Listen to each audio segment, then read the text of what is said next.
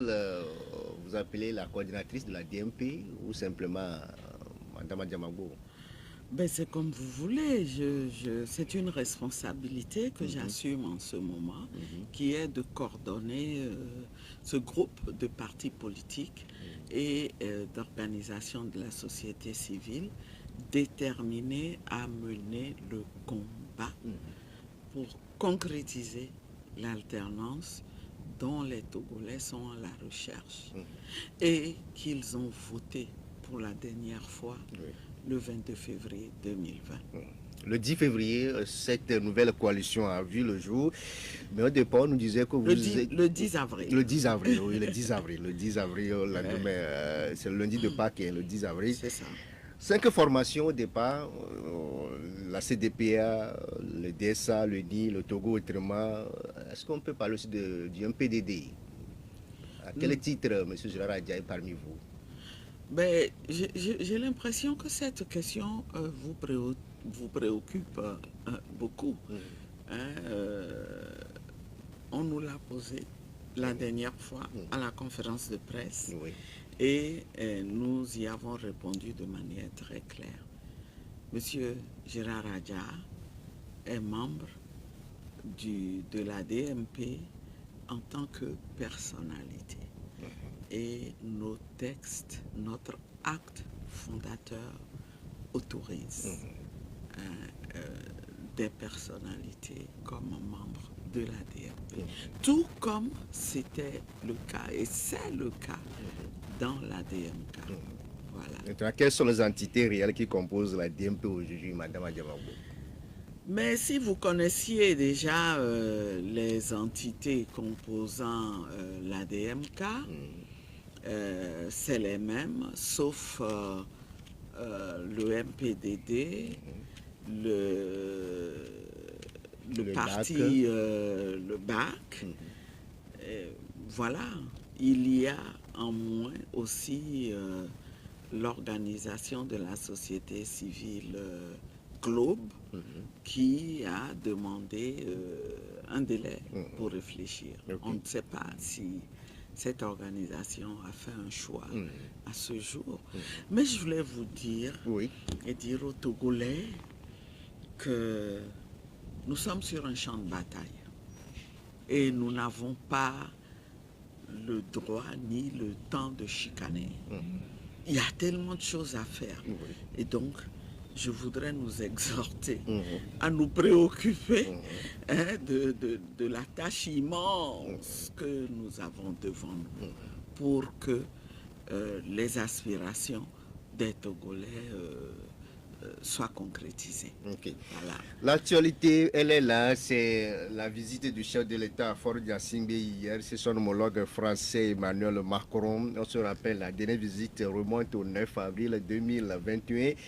Et au menu de cette visite hier avec Fort-Gnassingbé et Emmanuel Macron, on a évoqué les questions bilatérales entre Lomé et Paris et surtout le terrorisme qui nous hante depuis quelques moments. Mais déjà mardi, devant les journalistes à la veille de cette visite, vous avez déjà attiré l'attention du président français sur cette visite, vous au niveau de la DMP, à prendre en compte, au-delà de ces sujets évoqués, la question des exilés politiques, des détenus, et surtout la transparence des prochaines élections à venir.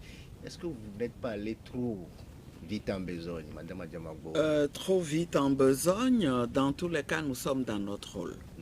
Nous sommes dans notre rôle et je voudrais commencer à dire que nous vivons une période où les Africains en général, mais aussi les Togolais supportent de moins en moins les relations entre les pays africains francophones et leur puissance coloniale.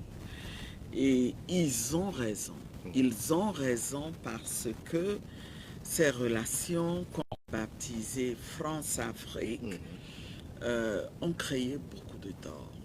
Beaucoup de torts aux Africains, dans ce sens où elles ont contribué à maintenir la domination de la France, à en faire une puissance, et ont contribué à mettre la France en position de profiter des ressources de ces pays, alors que de l'autre côté, eh bien, les peuples africains, les peuples de ces pays-là, n'ont rien tiré de positif de ces relations. Il faut dire les choses comme elles sont. Ces peuples ont constaté que, eh bien, cette domination de la France a eu comme contrepartie le soutien à des régimes qui les ont opprimés, des régimes qui n'ont en rien cherché à satisfaire les intérêts des populations. Et finalement, on en conclut que c'est vrai, même si nos responsables, les dirigeants des pays doivent être accusés, doivent répondre de la situation dans laquelle nous sommes aujourd'hui, eh bien, la France y est pour quelque chose. Et c'est ce constat qui fait que, eh bien, on supporte de moins en moins cette relation-là, et on supporte que, eh bien, comme par le passé, des rencontres de ce genre aient lieu, au cours desquelles on donne des ordres sur tout, sauf sur ce qui contribue aux intérêts des populations. Est-ce que c'est pas facile Et je comprends que des Togolais disent aujourd'hui, des voix influentes de la société civile disent, mais ça veut dire quoi? Comment ces genres de visites-là ne devraient plus avoir lieu? Ils ont raison, et il faut qu'ils continuent à mettre la pression. Pendant qu'ils font ça, eh bien, il faut faire comprendre à la France aussi que ce genre de relation ne peut plus perdurer. C'est normal qu'entre pays, il y ait une coopération. Mais dans les principes, la coopération bilatérale entre deux pays doit servir les intérêts réciproques des peuples. Alors, nous, en tant que DMP, nous avons constaté que cette visite intervient à un moment où nous nous battons pour obtenir satisfaction pour une plateforme minimale de revendications qui sont des revendications politiques, dont vous avez parlé, la question des détenus, la question des exilés, mais aussi des revendications électorales, puisque on est dans un processus de préparation d'élection qui est mal enclenché. Et donc, nous nous sommes dit, chiche, c'est peut-être l'occasion pour la France de montrer qu'elle a compris le message des Africains. Donc vous pensez elle comprend la colère, vous pensez que et le salut doit changer. De l'Élysée? Le salut ne viendra pas de l'Élysée. Le salut vient de nous-mêmes.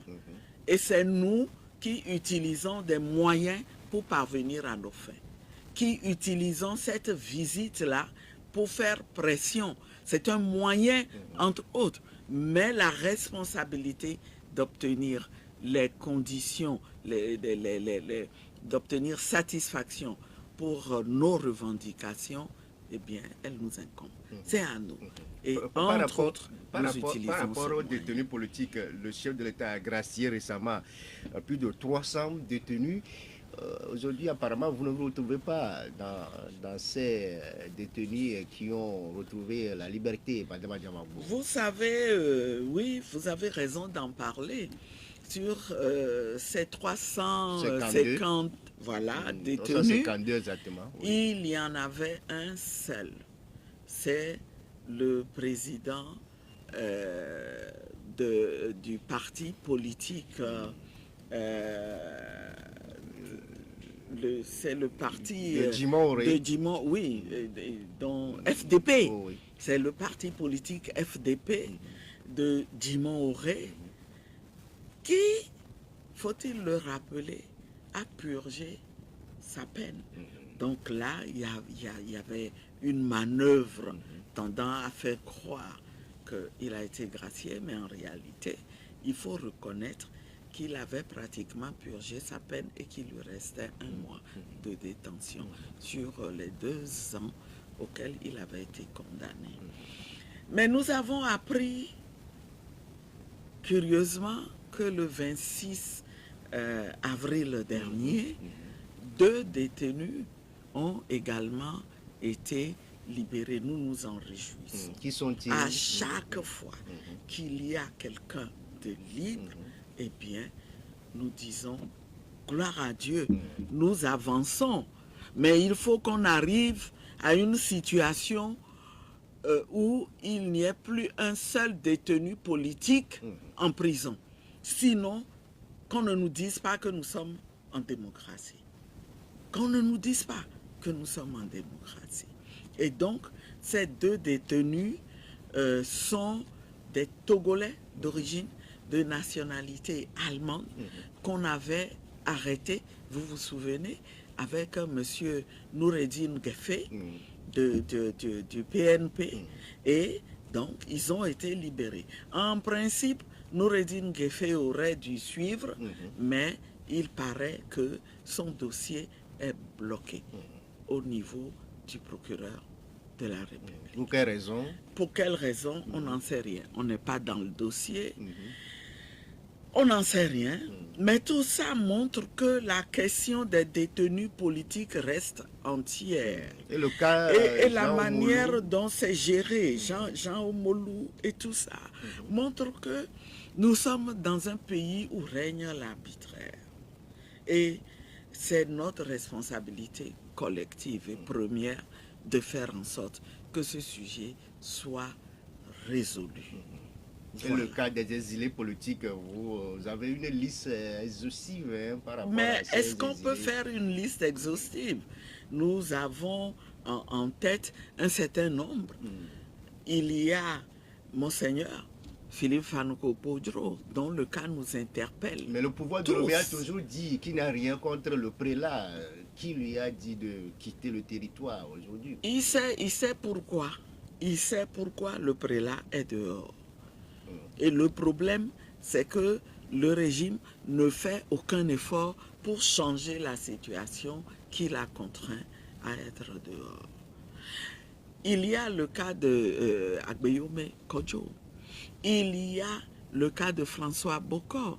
Il y a Ama Olivier. Il y a tout récemment vos confrères qui ont rejoint, regagné les rangs de ces exilés. Alors, on va continuer comme ça pendant combien de temps? C'est pour ça que nous pensons qu'il faut utiliser tous les moyens possibles pour faire pression. Cela ne veut pas dire que nous sommes d'accord pour que les relations entre la France et le Togo continuent à se dérouler comme par le passé. Et nous interrogeons sur les raisons profondes de cette visite. On a parlé de sécurité et comme beaucoup de Togolais, nous sommes inquiets. Nous disons qu'on ne nous revienne surtout pas avec la décision d'accueillir une base militaire. Française. Soi-disant française, soi-disant pour résoudre les questions de sécurité. Parce que nos problèmes sont suffisamment graves. Ils ne concernent que nous. Et ces problèmes de sécurité-là méritent d'être débattus soit trouvée. C'est ça. Il ne nous appartient pas d'aller chercher à vous, ce pays pour ce, résoudre le problème. La solution à ce problème ne se retrouve pas dans l'aspect Ce militaire. n'est pas la trouver. Le Togo doit garder les Togolais et qui a une mission précise.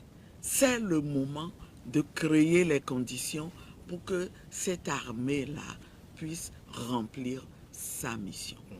Voilà, parce que on sait quand ça commence, mais on ne sait jamais quand ça se termine. Quand on s'en remet, on remet le sort de tout un pays entre les mains et de pouvoir aux intérêts de leur peuple. Eh bien, dans ce monde-là, où chacun défend d'abord les siens, eh bien, ce n'est pas une sage décision. Et nous espérons, les Togolais sont à l'écoute et ne veulent pas entendre que cette décision-là a été prise.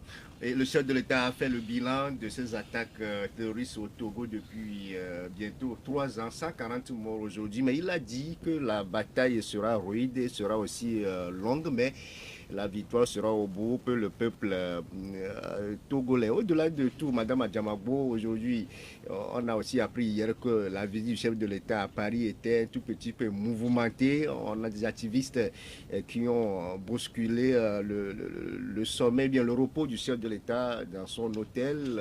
Les images ont fuité sur les réseaux sociaux. Est-ce que vous aussi vous avez eu ces images-là? Je n'en ai pas dormi. Je n'en ai pas dormi parce que je me dis, pourquoi faut-il en arriver là? S'il y avait eu une ouverture, il y avait eu une écoute, un tant soit peu d'écoute des Togolais pour mettre en place ce qu'il faut, est-ce que ce problème aurait été porté dehors? Est-ce qu'il aurait été porté dehors? Est-ce que c'est bien de bousculer le repos du chef de l'État? Écoutez, il faut dire que s'il veut éviter ce genre de choses, il faut qu'il écoute les Togolais. Qu'il écoute les partis politiques, qu'il écoute les organisations de la société civile et qu'on arrête de jouer, d'instrumentaliser la démocratie. Eh bien, ce genre de manifestation, ce que ça démontre, c'est ce que nous disons tout le temps, qu'au Togo, nous ne sommes pas en démocratie, nous avons un vernis de démocratie, un vernis qu'on a commencé à mettre à partir du moment où on s'en est pris à la Constitution que nous avons tous voté en 1992. Et nous avons pensé ainsi poser le socle de cette démocratie que nous voulions au Togo. Mais parce qu'il y a une minorité qui pense qu'ils n'y ont aucun intérêt, une minorité qui veut conserver les privilèges, eh bien, elle s'est mise à donner des coups de boutoir à cette constitution, à tout instrumentaliser, de sorte qu'aujourd'hui, on a en apparence des institutions qui sont censées être des institutions républicaines ou démocratiques, mais elles ne jouent pas leur jeu. Elles sont instrumentalisées. Et on est bien obligé de reconnaître que, n'en déplaise à... Et c'est ce qui a été prouvé hier par ce monsieur qui est africain et dont les origines seraient aussi togolaises. Mais dans tous les cas, c'est dommage qu'on en arrive à ça. Et j'espère que ça va sonner le réveil pour que, au retour du chef de l'État, on fasse le chemin qu'il faut pour installer véritablement la démocratie chez nous. Ok. L'autre souhait pour la DMP, c'est aussi de parler de la transparence des prochaines élections, notamment législatives et puis les régionales, même si les dates ne sont pas encore connues. Le processus a déjà démarré avec le recensement dans la première zone, c'était du 29 avril au 8 mai dernier. Vous avez lancé aussi cet appel à Macron de jouer ce rôle-là, de faire tout pour que les scrutins soient transparents au Togo. Absolument. Quand on se dit amis, on donne des conseils aux amis. On donne des conseils aux amis qui sont en mauvaise posture pour qu'ils en sortent. Et c'est électoral qu'on vient de clôturer provisoirement pour que on revienne là-dessus et que nos concitoyens qui n'ont pas pu, à qui on a refusé, il faut le dire, on leur a refusé. C'est les matériels, les machines qui n'ont pas travaillé. Mais les machines n'ont pas travaillé, pourquoi? Ceux qui ont programmé les machines, ils n'avaient qu'à savoir qu'ils devraient les programmer de telle sorte que on enregistre là qu'on enregistre ceux qui réunissent les conditions d'être enregistrés. Tout ça là, ça ne se fait pas au hasard. Il y a une démarche scientifique qui permet de prévoir, d'anticiper, de mettre en place à l'avance le matériel qu'il faut et de prendre toutes les dispositions, viser le pays en 3 zones qui sont des zones inégales. On veut créer des problèmes à l'avance et c'est ce qui s'est passé. Est-ce que c'est de l'amateurisme? Est-ce que c'est fait exprès? Mais dans l'un ou l'autre cas, on ne peut pas accepter, on ne peut pas se taire. C'est un droit pour les Togolais en âge de voter, de s'inscrire, d'avoir leur carte électorale et d'en user comme ils veulent. Pour ce droit-là, nous continuerons à nous battre. Et vous avez foi. Et ça n'augure de rien de bon, ce qui s'est passé. Ça n'augure de rien de bon. Voilà pourquoi nous sommes déterminés à continuer à réclamer, à prendre des mesures pour que ceux qui ont laissé sur les carreaux puissent jouir de leurs droits et à continuer à suivre ailleurs pour éviter tout ce qui est fraude, parce qu'on sait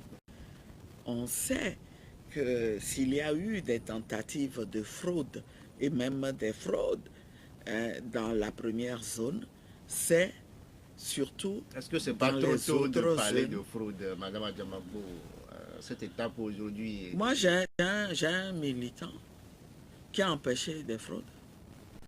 J'en ai au moins. Quel type de fraude, madame? Ben, on voulait inscrire des étrangers, des non-togolais. Mais il s'y est opposé. Il a dit, vous ne ferez pas ça. La loi ne vous permet pas de le faire. Et figurez-vous que les agents recenseurs ont argumenté. Et ils ont prétendu que, eh bien, pour ceux qui résident au Togo, c'est pour ça qu'on a depuis 6 mois, on a la présence des notables et puis des chefs aussi. Absolument. Oui, donc absolument. C'est à eux de trancher à ce moment, mais ce monsieur, quel notable, vous savez dans quel pays nous sommes? Vous savez que tout le monde a peur? Eh bien, c'est ce jeune qui a pris ses responsabilités, qui a dit, vous ne le ferez pas, je ne vous laisserai pas faire. Je ne vous laisserai pas faire. Et il a fait avorter cette inscription dans ce centre-là. Mais malheureusement, en partant, les personnes concernées ont dit, on ira le faire ailleurs. On ne sait pas s'ils ont pu réussir. Et nous avons eu des exemples dans lesquels ça a été fait. Malgré le fait qu'on ait dit, mais ceux-là ne sont pas des Togolais. c'est des étrangers. Je ne veux pas donner des nationalités, mais c'est 2 nationalités différentes qui étaient en jeu. Alors, tout ça n'augure de rien de bon.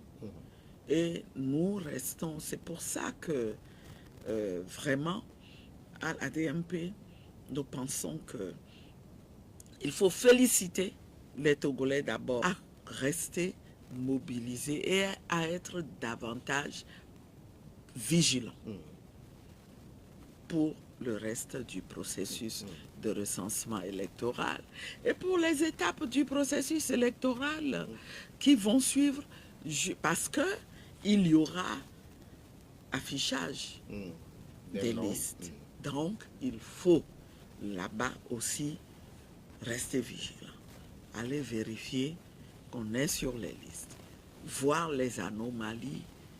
On se connaît, le Togo, c'est un pays où nous nous côtoyons. Et quand il y a une anomalie, il faut la dénoncer. On sait que dans notre pays, on peut enregistrer des morts, on peut enregistrer des étrangers, on peut enregistrer des mineurs. Il semble que c'est la spécialité. Va purger tout ça, va dépoussiérer tout ça pour avoir un fichier. Vous comptez sur quelle CENI? Vous Madame, comptez sur quelle CENI? Une CENI qui n'est pas indépendante et qui ne peut pas prévoir les choses, ce qui est tellement simple. Aujourd'hui, ils sont nombreux, ces potentiels électeurs dans la première zone à ne pas disposer de leur carte d'électeur, vous venez de le dire. Et vous DMP pour qu'on organise ces sessions-là pour... bien sûr, bien sûr, parce que nous explorons toutes les possibilités. Et nos cours, quand on se voit refuser l'inscription ou qu'il y a une erreur matérielle qui fait qu'on n'est plus inscrit. En tout cas, il y a ces possibilités-là. Et nous, en même temps que nous faisons pression politiquement, eh bien, nous avons dit, nous mettrons bientôt à leur disposition et cela permettra d'abord de monter les yeux et d'entreprendre. Donc, c'est une voie, entre autres. Nous continuerons à dénoncer, nous continuerons à exercerons la responsabilité de nous prononcer sur les questions majeures et notamment de choisir les dirigeants que nous voulons. Est-ce que ces faits-là aujourd'hui, vous n'êtes pas rattrapé par le boycott de 2018? Vous avez demandé aux Togolais de ne pas s'inscrire. Est-ce que ce n'est pas les conséquences directes, Madame Adamambo? Écoutez, je pense que dans une lutte aussi complexe que la nôtre, on commet forcément des erreurs.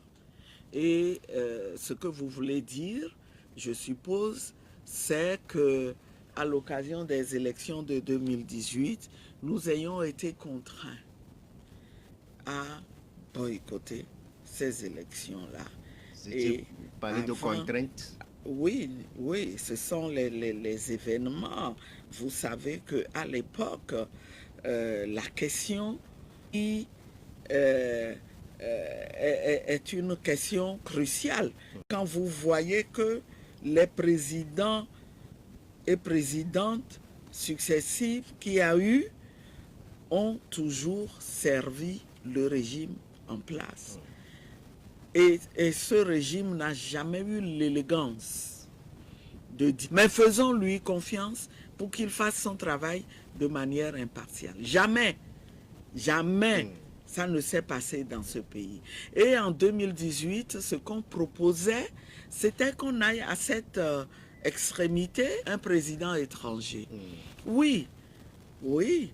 8 aussi, la parité, vous l'avez marqué à ce temps-là aussi. C'était... Voyez-vous, oui. Quand vous agissez, assumez la responsabilité collective de ce que vous avez fait. Mais l'histoire retiendra que en cette période, je pense que c'est chez vous, non, plutôt chez un de vos confrères, que je suis allé annoncer que nos représentants à la CENI iront prêter serment. Et je l'ai fait pas en mon nom, mais parce que c'était le consensus. Le jour là, je suis venu annoncer. Je ne veux pas en dire plus. Oui, très tôt le matin, on se rappelle, on vous a eu au téléphone, vous vous dites que bon, vos amis se préparent même, ils s'habillent pour aller prêter serment. Mais quelques heures après, on a dit que bon, ils ont encore levé la vie. Madame, monsieur, nous sommes avec Madame Adjamagbo Johnson, la secrétaire générale de la CDPA. J.T.K. Adjamagbo Johnson, la secrétaire générale de la Convention démocratique des peuples africains, parti membre de la dynamique pour la majorité du peuple. Madame, au-delà de tout, les élections s'annoncent à grands pas, les législatives et puis les régionales. Globalement, comment vous vous préparez pour ce double scrutin au niveau de l'opposition? Mais nous sommes au stade où nous nous battons pour avoir les meilleures conditions, pour qu'il y ait moins de frustration au niveau des Togolais. Et c'est pour ça que nous demandons, nous voulons régler la question des détenus et nous voulons que soit réglée la question des exilés. Vous allez voir comment ça va détendre tout de suite apparemment, la DMP reprend les mêmes revendications que la DMK. Mais ce sont nos revendications. Ce n'est pas nous qui les avons formulées à la DMK. C'est le nom seulement qui a changé. C'est pour ça que nous vous disions, au fond, il n'y a pas de problème. Nous voulons sauver l'essentiel en espérant que ceux qui ne voient pas encore, ne perçoivent pas encore tous les enjeux, se ravisent. Ou pour faire en sorte que même s'ils restent dans cette posture-là, qu'à travers les choix que nous avons faits, qu'on puisse sauver ce qu'il y a pour aller vers cette alternance-là pour laquelle les Togolais ont voté. C'est aussi simple que ça. Donc, pour nous, c'est capital à cette étape de nous battre. Et je peux vous dire que nous avançons. Mais permettez-nous de ne pas trop parler. Nous avançons, c'est notre objectif. Et pendant que nous le faisons, nous sommes en train de faire en sorte que sur la base de nos représentations dans les communes, eh bien, que la structure DMP soit mise en place. Et nos représentants vont rentrer dans la danse et jouer un rôle très important dans ce que nous-mêmes, nous ne sommes pas là en permanence. Et donc, nous sommes en train d'organiser tout ça. Il y aura la même vigilance tout le long de ce processus, parce que nous savons, même s'il y en a qui se trompent en se disant « Oh, là-bas, les gens ne veulent pas de changement » ou en faisant croire aux partenaires que c'est seulement dans la région maritime qu'on veut le changement, nous savons que tous nos compatriotes togolais en ont marre. Ils veulent vivre autre chose. Vivre. Et c'est un droit. Tout le monde aspire naturellement à cela. Donc, notre devoir, c'est de faire en sorte que là-bas aussi, on limite les fraudes. Et nous nous organisons pour ça aussi. Donc, créer les conditions. 12 2 80 63 99 70 70 90 pour la secrétaire générale de la CDPA, partie membre de la DMP. Auditeur, bonjour. Allô? Bonjour. Comment vous allez? Ça va bien? Madame Brigitte, bonjour. Bonjour, madame. J'entends. Ok. Elle vous répond bonjour, évangéliste Senghor. Ok, merci beaucoup. Ok. Bon, il y a quelque chose, vous êtes une femme politique très dynamique. Monsieur Abdelomé, il est actuellement dans son champ de maïs, où il réclame toujours sa victoire. Bon, maintenant, vous allez, et la personne vous dit de ne pas se présenter à l'élection. Bon, ok. Agbéomé ne dit pas que les députés, ne sait pas que les députés se présentent aux élections, il dit DMK. Avec mon sérieux ne se présente pas aux élections. Maintenant, pourquoi vous acceptez à dire que vous allez vous présenter? Est-ce que c'est pas une trahison? Je vous remercie, madame. Ok. Merci beaucoup à vous, Évangéliste Senghor. 92 02 80 63. Auditeur, bonjour. Oui, bonjour, Vidal. Bonjour. C'est Sylvain. Sylvain, allez-y, Sylvain. Je salue l'invité. Bonjour. Oui, madame, bonjour. Franchement, elle a dit la vérité. Les Togolais doivent se sauver d'eux-mêmes. La vérité. C'est ça qui nous énerve. Il faut qu'ils se disent la vérité. Qui? Les chefs d'État qui se retrouvent, qui font leur parole sur les médias, ils ne se disent jamais la vérité. Ce qui s'est passé en France, moi, je n'ai pas eu l'image, mais ce que vous venez de dire, c'est grave. Ça ne devait pas se passer. Il faut être bon à la maison. Okay. Que d'être bon à l'extérieur. Ok. Merci. Ce serait Madame, tout, Sylvain. il faut aussi que vous écartez parmi vous l'égoïsme. L'égoïsme, l'intérêt personnel. Les opposants, toujours c'est comme ça. Pourquoi c'est comme ça? Sauver ce peuple qui souffre il y a tant d'années. Merci. Merci beaucoup à vous, Sylvain. 92 02 80 63 99 70 70 90. Auditeur, bonjour. Oui, bonjour, monsieur Gidal. Bonjour. Comment vous allez? Ça va bien? Je salue madame. Bonjour. Est-ce qu'on peut avoir votre identité? Monsieur Kokou. Oui, Kokou. Ok. Oui. Oui, s'il vous plaît, monsieur Gidal. Nous remercions madame pour cette intervention. Je vais poser une seule question. Madame, est-ce qu'aujourd'hui, nous devons nous en prendre à la CENI qui fait un travail bâclé ou nous devons plutôt nous en prendre à l'opposition qui a refusé de siéger au moment où il devait siéger? Merci. Ok. Merci à Kokou par rapport à cet appel. C'est notre bonjour. Allô, bonjour. Bonjour, comment vous allez? Ça va bien chez vous? Oui, je vais bien à la Togolaise. Hein. C'est Basile. C'est Basile, ok. Oui, je salue ma grande sœur. Bonjour, chers compatriotes et frères. Vous vous efforcez, vous faites de votre mieux. Quant aux autres qui se sont terrés comme ça, je ne sais pas pourquoi. Parce qu'on ne peut pas être dans le... Vous avez remplacé le professeur Ninevi. Vous jouez son rôle pleinement. En 90, c'est ce qu'on voyait. Mais je peux accorder une circonstance atténuante au cas que Maître Agbebo n'est pas là. Ils ne savent pas qui va venir prendre le devant. Mais vous, précisément, vous jouez le rôle que le professeur Ninevi jouait. Pourquoi on va être dans le pays? Maintenant, tout ce que le pouvoir dit, c'est ça que tout le monde suit à la lettre. Que ça soit bon ou pas. Mais on ne peut pas être comme ça dans ce pays. Moi, je l'ai toujours dit. Simple élection, on va venir observer. Ils disent non. Ils disent non. On ne doit pas venir observer les élections. Quand vous dites comme ça veut dire qu'il y a quelque chose.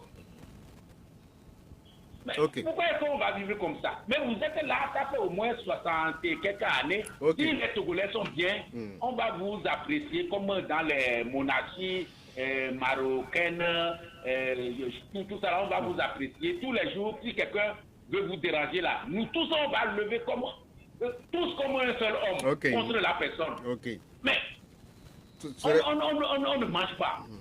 Tout le pays, tout est même en lambeau, tout le monde souffre dans le pays. Et puis maintenant, quand vous êtes là, c'est comment vous allez faire pour, c'est-à-dire, garder la position dans laquelle vous êtes. C'est ça seulement qui est votre préoccupation. Pourquoi ça? Ok. Merci beaucoup à vous, Basile. Est-ce qu'on peut encore prendre un intervenant là? On va laisser le soin à Mme Adjamagbo de répondre aux préoccupations. Auditeur, bonjour. Bonjour. Bonjour. Je vais participer à l'émission. Vous êtes en direct. Votre identité, s'il vous plaît. Bonjour, madame. Je suis Robert depuis Bodjomé. Ok, Robert depuis Bodjomé. Allez-y, Robert. Je vais faire une promotion à la gare. Bon, lors de l'élection prochaine, je voudrais les voir tous ensemble. Ils vont garder le chef, ils vont faire tout sur le papier. Chacun sera tiré dans cette zone. Bon, ils vont battre la campagne, tout le monde ensemble. Bon, ça serait bon. C'est un piège pour le gouvernement. Ok. Merci beaucoup à vous, Robert, et bien des choses à tous nos amis qui nous suivent actuellement depuis Bodjomé. C'est fini pour les réactions téléphoniques. On va laisser le soin à notre invité d'apporter des éléments de réponse aux uns aux autres. Pour Évangéliste Senghor, il revient sur ce qui vous a poussé à mettre sur le pied la DMP par rapport à la DMK. Vous portiez une revendication, vous l'abandonnez. Selon lui, il parle de trahison. Merci beaucoup à l'évangéliste Senghor qui m'offre encore une fois l'opportunité d'expliquer. Il ne faut pas qu'il soit embrouillé. L'évangéliste Senghor dit pourquoi vous allez, alors que M. Agbeyome vous dit le 23, nous avons sorti une position. Une position présentée à une conférence de presse dont la déclaration a été rédigée principalement par Agbeyome Kodjo. Et que disait la déclaration de presse? Il y a des élections qui se présentent. C'est un rendez-vous républicain. Aucune force politique digne de ce nom ne doit s'y dérober. Mais voici la situation dans laquelle ça se passe. Et nous, très clair, nous l'avons fait. Ça veut dire que nous n'excluons pas de participer. Nous n'avons pas dit non, nous ne participons pas. Et cela est d'autant plus correct que dans notre acte fondateur à la DMK, nous disons notre objectif, c'est de nous battre pour récupérer l'alternance votée par le peuple le 22 février 2020.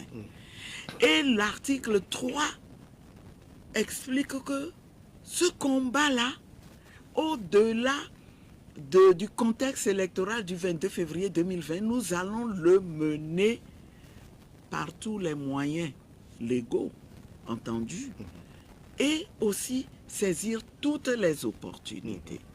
Alors, pour concrétiser l'alternance que les Togolais ont déposée dans les urnes le 22 février 2020, nous saisir cette opportunité. C'est très simple à comprendre. Donc, j'espère que tout... Le prélat a raison. Donc, il est dans son rôle. Mais nous sommes dans notre rôle du peuple, le 22 février 2020. Et cette alternance-là, nous sommes un certain nombre à nous battre pour ça depuis des années. Nous n'avons jamais dévié d'un iota. Donc, pas de trahison. Donc, vous n'avez pas abandonné. Base des mêmes convictions qui ont fondé la création de l'ADN. La raison, c'est un conseil très important. Ce pourquoi nous avons dit, parce qu'on aurait pu, après la déclaration de Monseigneur, se dire, ok, bon, très rapidement, nous nous sommes réorganisés pour poursuivre la lutte. Quelle réflexion la situation actuelle au CAR vous suggère de la DMK? Et nous avons des pourparlers qu'on reprenne ensemble le combat. Mais nous prions, nous savons que c'est les mêmes forces dictatoriales, conservatrices qui sont à l'œuvre. Vous savez, ces forces détruisent tout ce qui est force politique. Ah ben non, chacun sait, on n'a pas besoin d'un dessin pour comprendre. Ou à vous de l'opposition qui avait au moment... Vous avez les parités 8-8, avez refusé de siéger. Je l'ai dit tout à l'heure, c'est une question de responsabilité collective. Quand vous voulez agir en groupe, c'est une force, mais ça veut dire aussi que parfois, quand vous êtes une minorité, eh bien, que vous puissiez jouer le jeu. C'est une responsabilité que j'assume, même si je n'étais pas d'accord avec cette position, et je l'ai annoncé sur un média, publiquement. Que dire aux populations militantes? Quel espoir vous avez? Le combat continue. Mobilisons-nous davantage. Restons dans cette logique et nous ferons notre histoire d'ici les prochaines élections. Et merci à vous, Madame Brigitte Kaffi Adjamagbo, la secrétaire générale de la CDPA, parti membre de la Dynamique pour la majorité, d'être passée dans cette émission. Merci à toutes et à tous. C'est bon.